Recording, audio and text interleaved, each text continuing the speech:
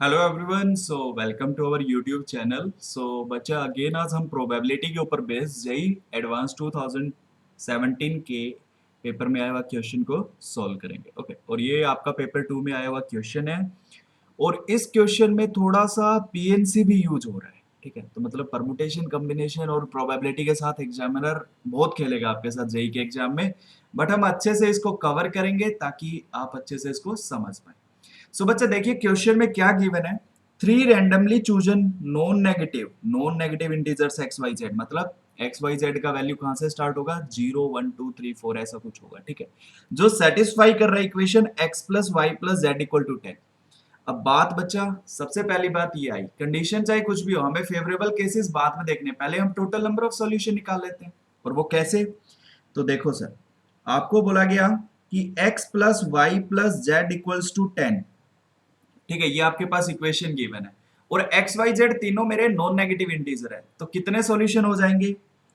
तो आप बोले sir total number of solution मेरे यहां पर हो जाएंगे, टोटल नंबर ऑफ सॉल्यूशंस हो जाएंगे मेरे यहां पर 10 प्लस 3 - 1 सी 3 - 1, बिकॉज हमने पीएनसी में ये देखा था कि अगर आपके पास नॉन नेगेटिव आपको सॉल्यूशंस निकालने होते हैं और नॉन नेगेटिव इंटीग्रल सॉल्यूशंस की हम बात करते हैं, और अगर आपके पास टोटल n है और उधर आपके पास r वेरिएबल्स है, तो क्या हो जाता है n plus R minus one C R minus one. अच्छा, अब बच्चा बात यहां पर क्या है कि सर ये तो फिर मेरे टोटल नंबर ऑफ सॉल्यूशन आ गए 12c2, और सर 12c2 तो मेरे पास क्या होता है, तो आप बोले सर 12 इंटू 11/2। ओके, अब सर ये कैंसिल आउट और finally total number of solutions तो मेरे पास 66 आ गए। अब फेवरेबल कौन से होंगे? तो आप बोले सर फेवरेबल वो होंगे जब जेड मेरा क्या हो जाए, इवन हो जाए। अब बच्चा सिंपल सा फंडा, इस इक्वेशन को ना हम दोबारा लिखते हैं। ठीक है, कि सर इक्वेशन है मेरे पास x plus Y plus Z equals to 10। अब मुझे बोला गया कि z मेरा इवन होना चाहिए, तो z का मैक्सिमम वैल्यू कितना हो सकता है? आप बोले सर 10 हो सकता है और मिनिमम 0 हो सकता है। तो मैंने क्या किया बच्चा, अब मैं यहाँ पर केस बनाता हूँ कि जब z का वैल्यू मेरा क्या हो जाए, 0, तो x प्लस वाई किसके इक्वल आएगा, तो आप बोले सर 10। और यहाँ पर मेरे पास कितने नॉन नेगेटिव सॉल्यूशंस आ जाएंगे, नॉन नेगेटिव इंटीग्रल। तो आप बोले सर फिर से लगा दो पीएनसी वाला फॉर्मूला, क्या 10 प्लस कितने वेरिएबल, 2 -1 सी 2 - 1, तो ये तो सर किसके इक्वल आया, 11c1। तो सर 11 सॉल्यूशंस हमें यहाँ पर मिल जाएंगे जब z आपका 0 है, क्योंकि 0 तो इवन होता है। अब z सर 2 भी तो हो सकता है, तो इस केस में आपको x प्लस वाई किसके इक्वल मिला, 8। और सर अब x और y के सॉल्यूशन के लिए क्या करिए, फिर से यहाँ पर लगा दीजिए पीएनसी वाला फॉर्मूला। तो क्या मिला, तो आप बोले सर 8 प्लस 2 - 1 सी 2 - 1। और इस बार क्या आएगा बच्चा, आप बोले सर 8 प्लस 2 होता है 10 और 10 - 1 सर 9 आ गया, तो सर 9c1, तो सर ये 9 आ गया इस बार हमारे पास ऐसे सॉल्यूशन। Okay, fair enough. अब बच्चा अगर मैं z को 4 ले लूं, z को 4 ले लूं तो x प्लस वाई का वैल्यू 6 आ गया। अब कितने सॉल्यूशन, तो आप बोले सर 6 प्लस 2 - 1 सी 2 - 1, तो सर 7c1 आ गए, तो ये तो 7 होता है। Okay, fair enough. अब क्या किया जाए, सर आगे भी केस बनाते जाओ, z को 6 ले लो, तो x प्लस वाई किसके इक्वल आएगा, 4 के इक्वल आएगा।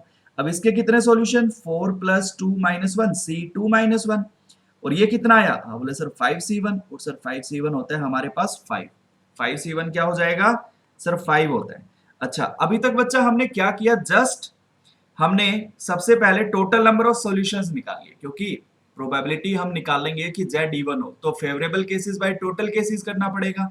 अब टोटल सॉल्यूशन आपके पास कितना आ गया, 12c2, जो कि आपके पास 66 हुआ। ठीक है, और हमने यहाँ पर फॉर्मूला यूज किया पीएनसी का।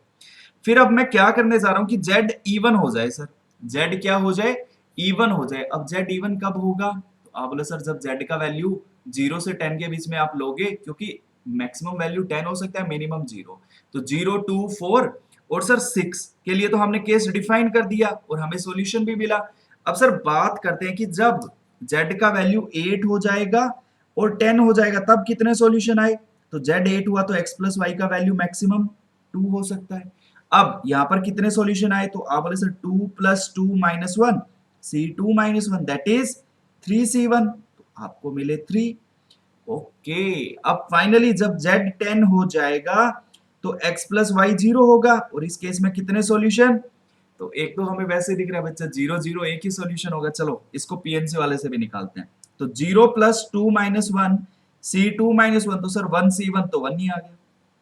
अच्छा, अब प्रोबेबिलिटी निकालना है ना हमें, तो required probability when z is even क्या हो जाएगा, आप बोले सर फेवरेबल केसेस, तो बच्चा फेवरेबल केसेस जितने आपने z की वैल्यूज ली है उनको ऐड कर दो, तो 1 प्लस 3 प्लस ये फिर आया 5 जब z आपका 6 था। ओके, अब z बच्चा जब 4 था वैल्यू आई 7। ओके, z 4 था वैल्यू आई 7 प्लस Z2 था वैल्यू आई 9 और Z0 था तो आई 11, तो 11 प्लस 9 20 लिख दूं सीधा। और टोटल केसेस आप बोले सर 66। अब बचा ऊपर न्यूमरेटर में कितना सम आया आपके पास, तो आप बोले sir 3 plus 1 4। Okay, 3 plus 1 sir 4, 4 plus 5 9, 9 7 16 और 16 प्लस 20 36 बाई 66 आ गया। अब सर दोनों नंबर 6 से कैंसिल आउट हो सकते हैं, तो कर दो भाई कैंसिल आउट, क्या मिलेगा, यहाँ पर 6 और यहाँ पर 11, तो सर फाइनली रिक्वायर्ड प्रोबेबिलिटी आ गया 6/11। और सर ये कौन सा ऑप्शन है अपना, तो आप बोले सर ये तो अपना सी ऑप्शन करेक्ट यहाँ पर हो जाएगा। सो बच्चा आई होप आपको ये क्वेश्चन अच्छे से समझ आया। क्या हमने यहाँ पर यूज किया, तो आप बोले सर नॉन नेगेटिव सॉल्यूशंस निकालने वाला पीएनसी का मेथड हमने यूज किया। ठीक है, तो इस तरह से आप प्रोबेबिलिटी में आए हुए क्वेश्चंस को इजीली सॉल्व कर सकते हो। जस्ट अपने बेसिक्स पर पकड़ बनाए रखिए और इजीली इसे सॉल्व कीजिए। सो थैंक्स अ लॉट बच्चा।